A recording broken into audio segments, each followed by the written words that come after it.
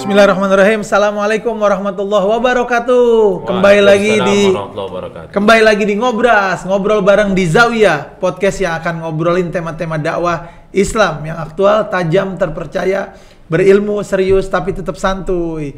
Sahabat Zawiyah, alhamdulillah kita ketemu lagi di podcast yang hits, podcastnya Zawiyah Channel. Kita kedatangan narasumber yang istimewa. Nanti kita akan ngobrol dengan beliau. Tapi sebelumnya Ana mau pantun dulu nih untuk menyapa sahabat Zawiyah. Pantunnya dijawabin, cakep gitu ya. Kameramen, kru juga jawabin nih ya, jangan sampai enggak. Habib Hasan izin ya, Habib Ahmad. Ana mau pantun dulu nih sebelum kita podcast. Dari Empang Bogor naik mobil Innova, cakep. Makannya kue asidah. Kalau hidup kita mau berkah, datang aja ke Zawiyah. Nah, mantap pada sahabat Zawiyah. Ayo dukung dakwah Yayasan Wakaf Zawiyah dengan cara mensubscribe, like, komen, dan share seluruh sosial media kita dengan username Zawiyah Channel. Dan juga jangan lupa nih, scan barcode-nya Zawiyah Berbagi. Nah, di mana? Nih di sini nih, scan barcode Zawiyah Berbagi ya untuk mendukung program Zawiyah Berbagi. Nah, kepada seluruh sahabat Zawiyah, ayo kita mulai ngobrol bareng di Zawiyah dengan tema yang akan disebutkan nanti oleh Habib Hasan. Nah, kepada Habib Hasan, fadhol. Bismillahirrahmanirrahim. Assalamualaikum warahmatullahi wabarakatuh. Waalaikumsalam warahmatullahi wabarakatuh. Bismillahirrahmanirrahim. Alhamdulillahirabbil alamin wa bihi nasta'in ala umurid dunya waddin. Wassalatu wassalam ala sayyidina wa habibina wa syafi'ina wa maulana Muhammadin. Allahumma shalli alaihi sayyidil awwalin Sayyidil akhirin, Sayyidid dunya wal akhirah.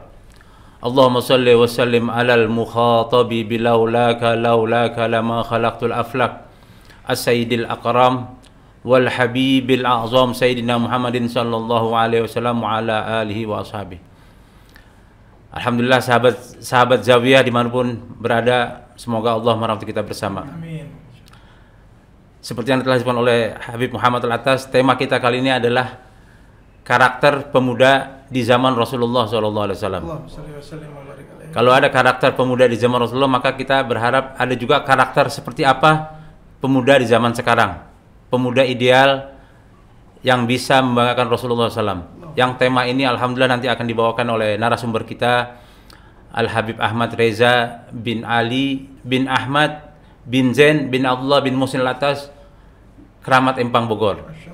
Beliau adalah ayah beliau, Al-Habib Ali bin Ahmad bin Zain Al-Atas, adalah anggota Dewan Pengawas Yayasan Wakaf Zawiyah, dan beliau juga keturunan Abdullah bin Muhsin Al-Atas, Keramat Empang Bogor.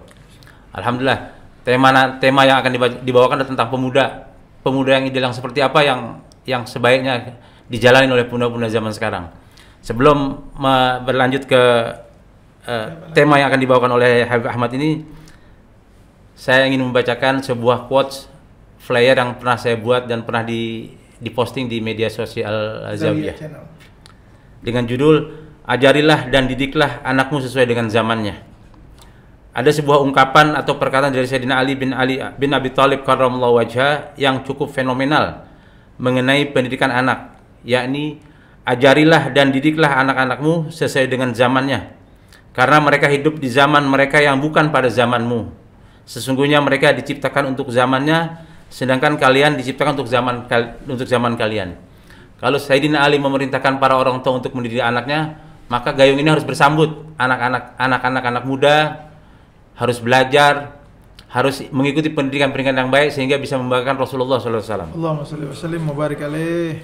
Maka ketika orang tua kita sebagai orang tua mendidik anak-anak kita sedemikian rupa sesuai dengan syariat Islam, maka yakinlah kelak suatu hari ketika Allah Subhanahu wa taala mempergilirkan berbagai bentuk kejayaan. Amin. Sebagaimana yang dikatakan dalam Al-Qur'an, "Wa tilkal ayyamu nudawiluha bainan nas."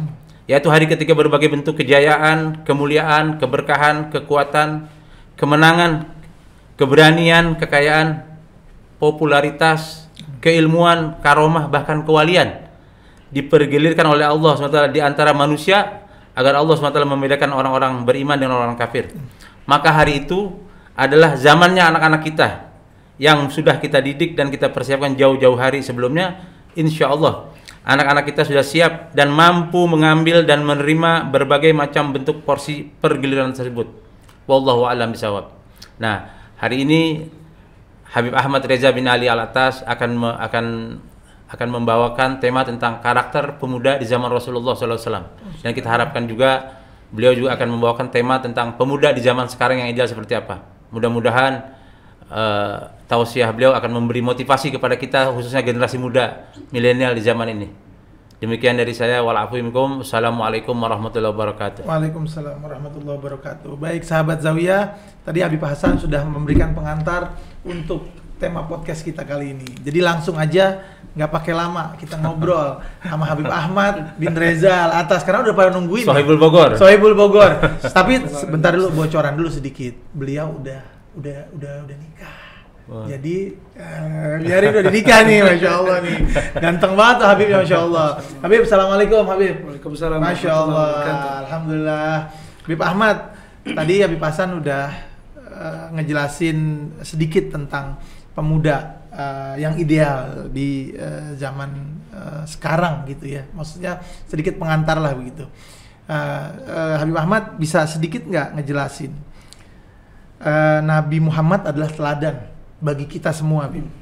Nah, bisa nggak jelasin kisah Nabi Muhammad sebelum Nabi diangkat jadi Rasulullah SAW? Jadi masa mudanya Nabi kayak gimana sih, Bib? Gitu.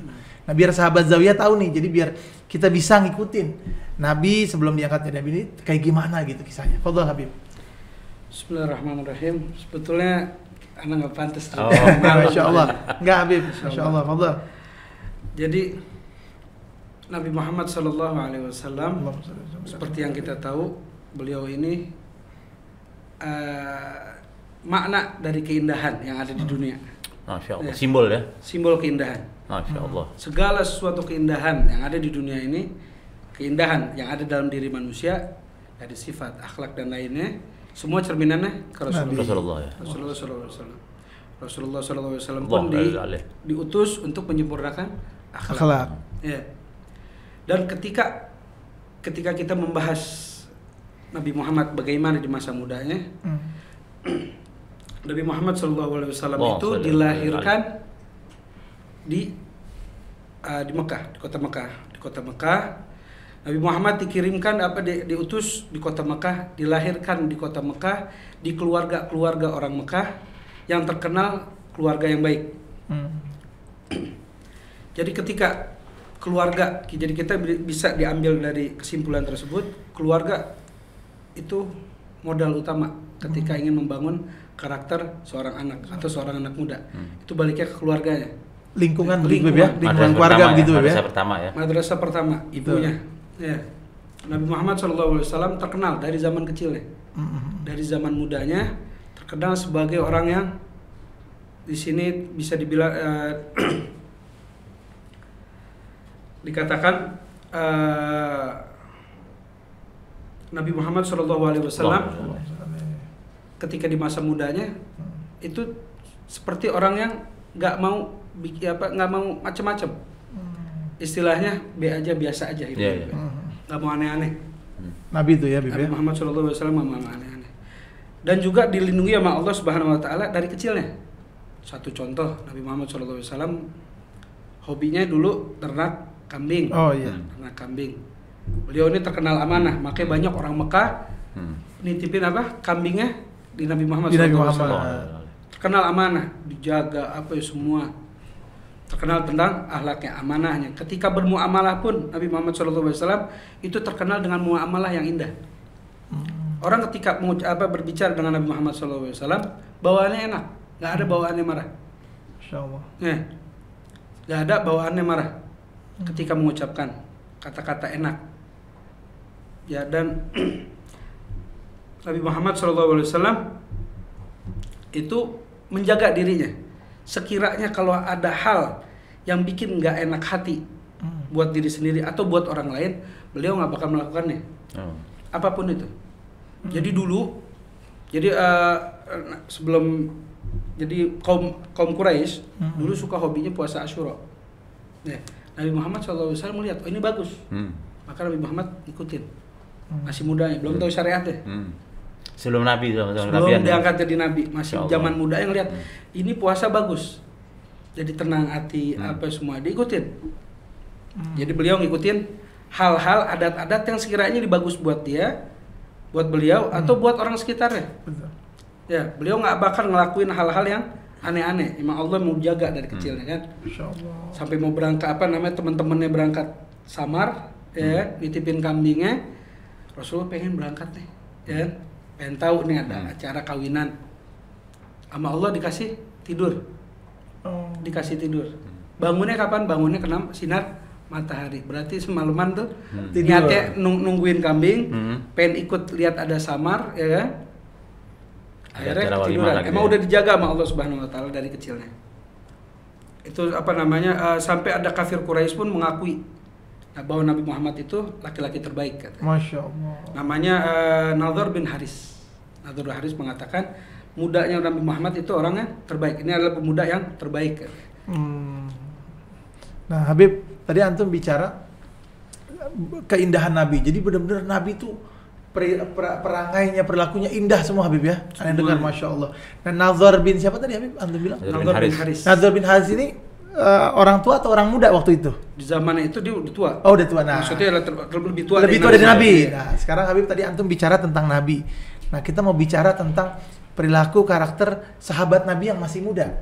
Nah, tadi antum bicara tentang Nabi. Nah, ini sahabat Nabi bagaimana sih Habib perangainya? Nah, apakah mengikuti Nabi atau bagaimana gitu Habib? Bisa diceritain Habib tentang perilaku sahabat Nabi. Sahabat yang di zamannya Nabi sebelumnya. Yang masih muda-muda. Yang masih muda-muda. Iya. Sahabat-sahabatnya Nabi, kalau kita secara umum sahabatnya Nabi itu semua pemberani pasti. Dan pemikir. Mereka itu semua pemikir. Jadi nggak akan ngelakuin sesuatu sebelum mereka berpikir dulu, lihat ini bagus apa enggak. Mereka mengkiblatkan dirinya kepada Rasulullah SAW. Karena mereka menganggap Nabi ini guru, gurunya mereka, gurunya, nabinya, menganggap dirinya nabinya, gurunya. Mereka pun rela berkorban. Nabi Muhammad SAW rela berkorban, berani, nggak ada takutnya. Jadi berjuang bersama Nabi nih ya. Hak nggak boleh. Iya. Mereka begitu.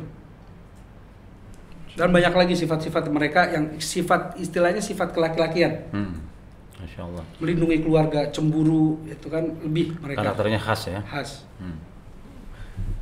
Nah, Habib, kira-kira nih siapa sahabat Nabi yang masih muda waktu itu yang bisa jadi teladan kita? Yang kira-kira bisa disebutin siapa nih yang bisa jadi sahabat Zawiyah, juga bisa jadi contoh sahabat Nabi yang masih muda. Ya ibaratnya temannya Nabi lah waktu itu, temannya Nabi yang juga bisa kita contoh sebagai teladan.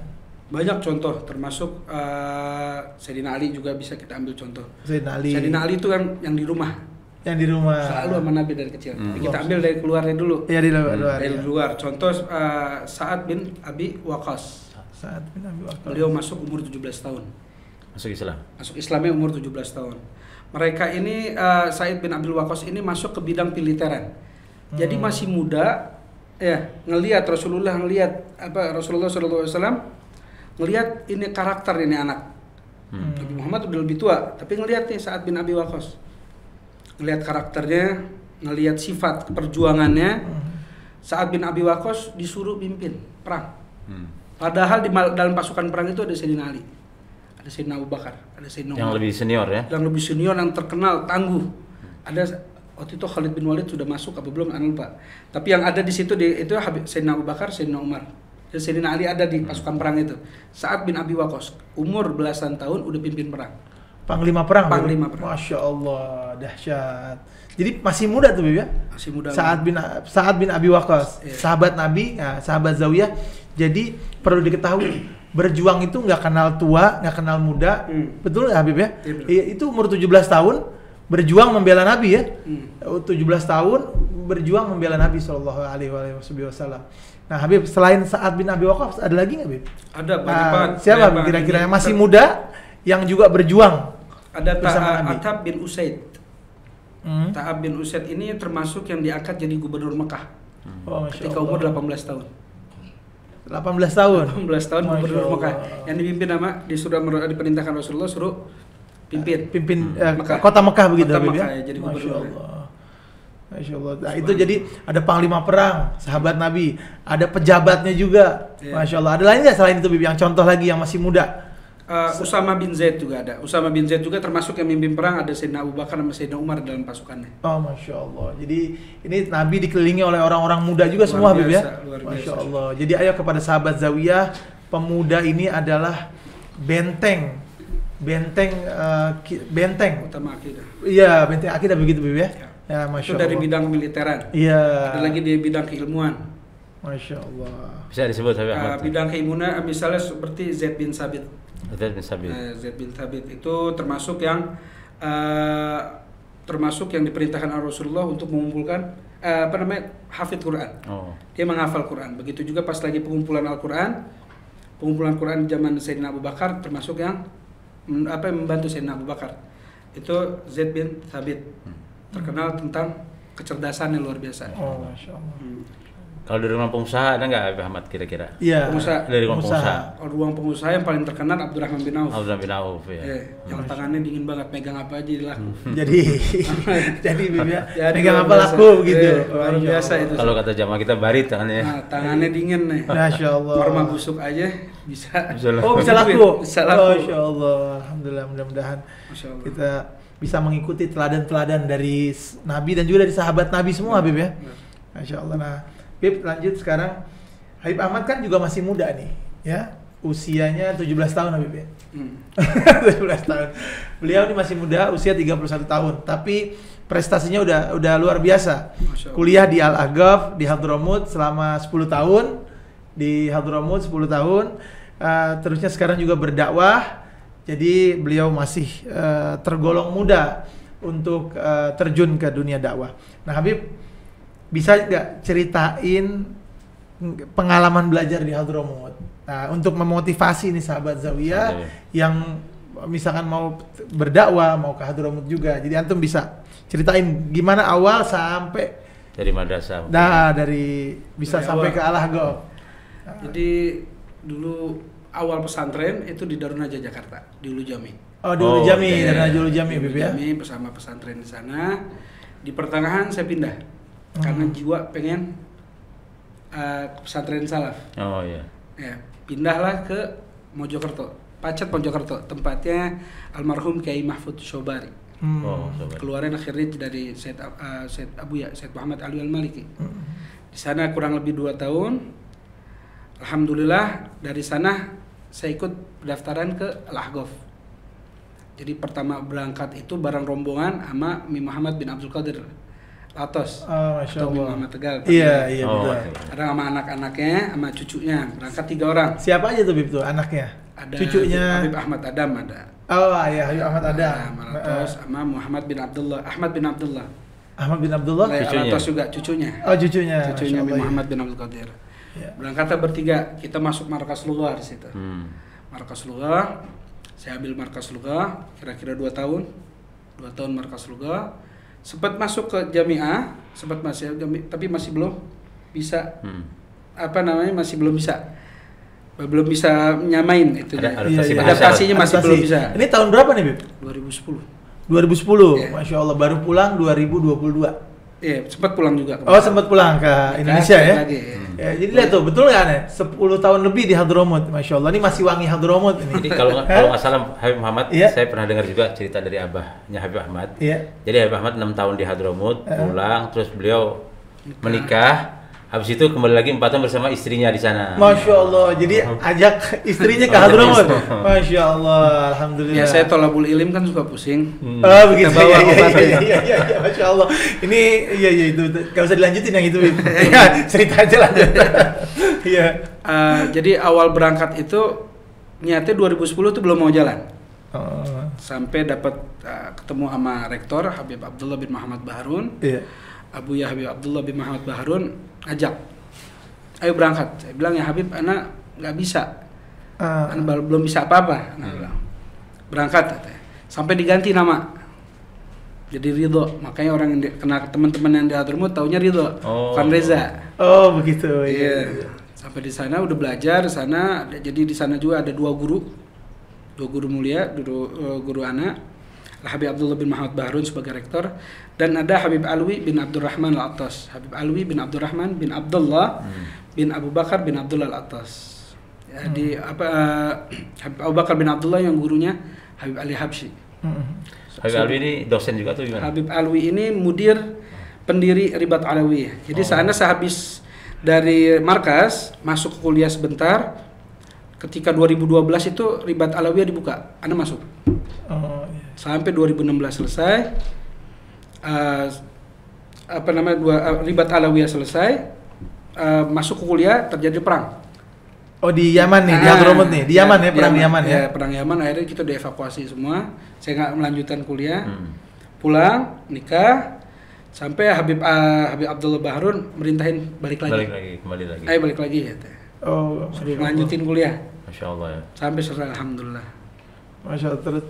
Terusnya Habib bisa diceritain lagi di Hadramut suka dukanya, suka dukanya terusnya sampai antum kira-kira waktu ada perang tuh ada rasa takutnya tuh?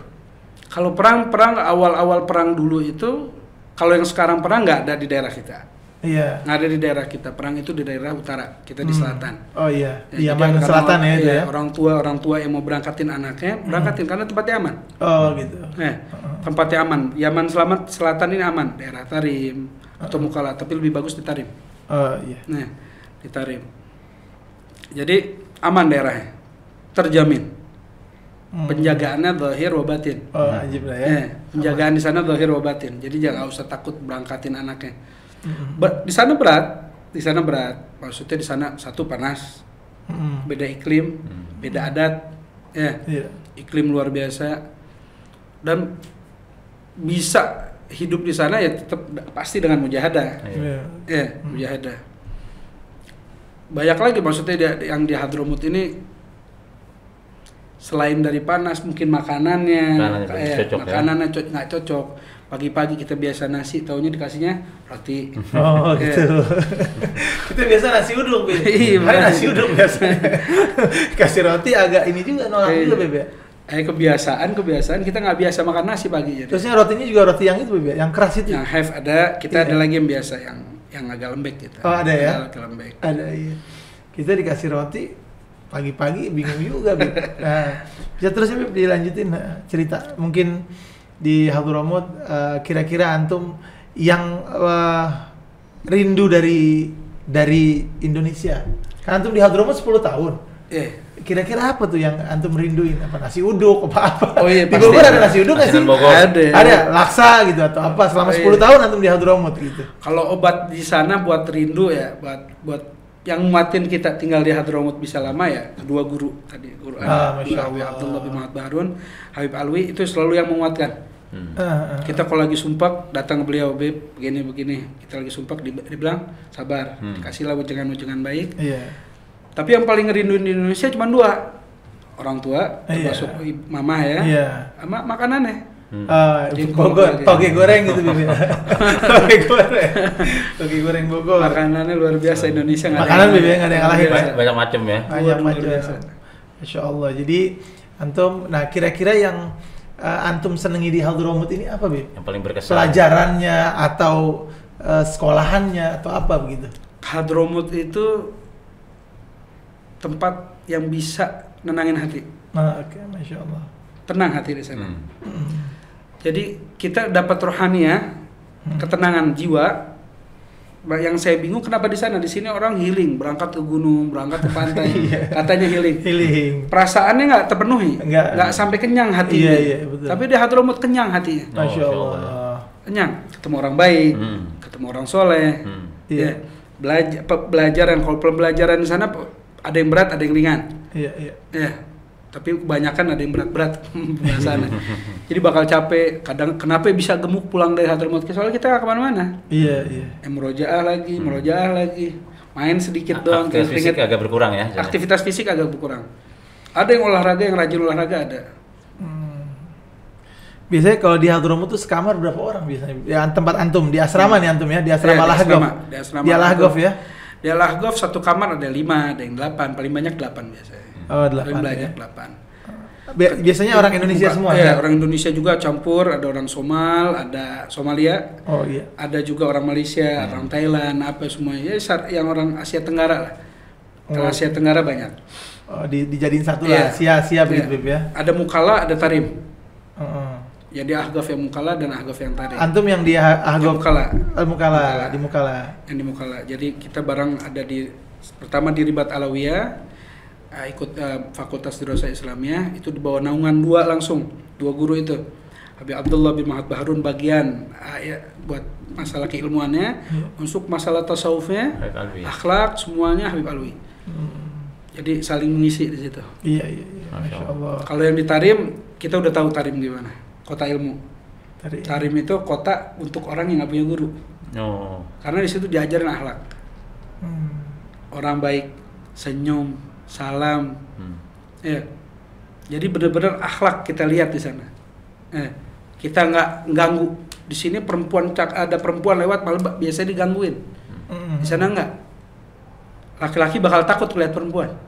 Dia bakal lari, pilih jalan lain. Di Tarim nih, Bib? Iya, di Tarim. Dia bakal pinggir. Malu. Dan juga perempuan juga menghindar. Kalau di sini nggak. Kota-kota di negara-negara yang lain nggak tabrakan, ayo deh. Memang budaya seperti itu bisa Bib ya. Sangat menjaga Bib ya. Menjaga. Masya Allah, sangat menjaga. Nah terus kira-kira Habib dari yang antum sudah selama 10 tahun ini, apa yang antum bisa kasih tips untuk generasi muda di Indonesia khususnya? Itu apa kira-kira tips? Ayo sekolah di Hadramut atau bagaimana tips yang kira-kira antum bisa kasih ke sahabat Zawiyah? Kalau yang ingin mendalami agama, karena belajar ilmu agama itu wajib. Iya. Tapi misalnya mau mempelajari asas-asasnya, berangkat ke Hadramut nggak apa-apa. Di Indonesia pun nggak apa-apa, tapi cari guru yang benar. Iya, Masya Allah. Itu pesan Bib ya. Cari guru yang benar kepada sahabat Zawiyah, cari guru yang benar. Sampai ke Rasulullah ya. Yang sanatnya sampai ke Rasulullah. Sahabat-sahabat pun yang tadi kita sebutkan namanya menganggap Rasulullah itu sebagai gurunya. Iya. Benar-benar menganggap sebagai gurunya, akhlaknya semuanya. Sampai meninggalnya Rasulullah SAW pun beberapa sahabat tetap masih ngelakuin sunnahnya. Ada sahabat yang agak pendek badannya. Ketika jalan lewat ada rumah, biasanya di situ Rasulullah nundukin badan. Jadi lewat situ ada atap agak turun sedikit, Rasulullah agak begini. Diikutin, ini orangnya pendek.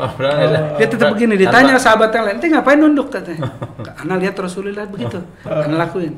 Padahal tanpa nunduk pun dia nggak bakal saking ingin mengikuti sunnahnya dia. Menganggap Rasulullah itu sebagai panutan, guru. Masya Allah. Udah torigoh yang benar udah di situ. Masya Allah. Allahumma sholli Muhammad wa ali Muhammad. Masya Allah.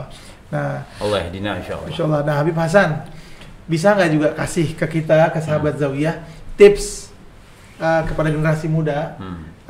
Jadi yang harus bagaimana sih kita untuk mengikuti perkembangan zaman sekarang, Habib Hasan?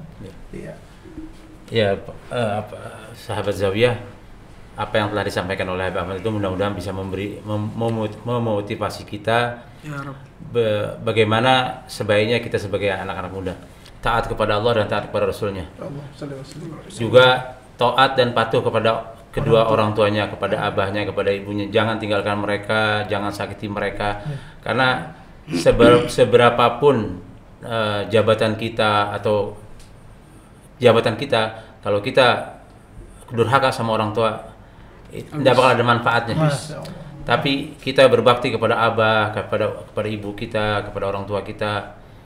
Kita jadikan mereka sebagai tokoh, sebagai panutan. Yakinlah keberkahan dunia dan akhirat akan kita dapatkan. Enggak di akhirat, tapi di dunia pun insya Allah Allah akan berikan, insya Allah. Jadi belajar dan belajar.